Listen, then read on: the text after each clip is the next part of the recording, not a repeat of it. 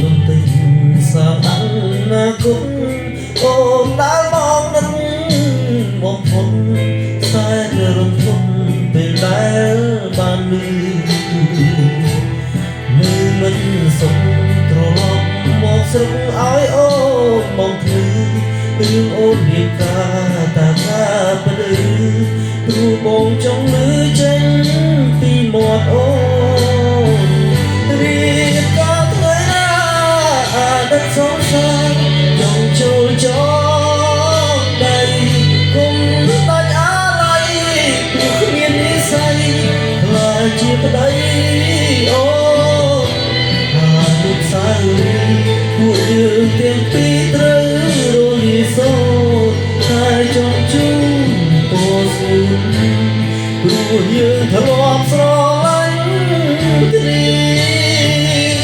អ្នកក្រចិត្តស្មុំមិនស្ដាយក្រោយសុំ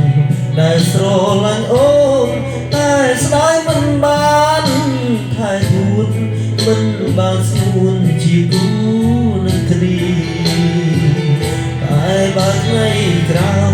គេធ្វើបាបអូនឲ្យវេទនីនឹងបងផងទុំងីព្រោះទ្រង់ក៏ព្រា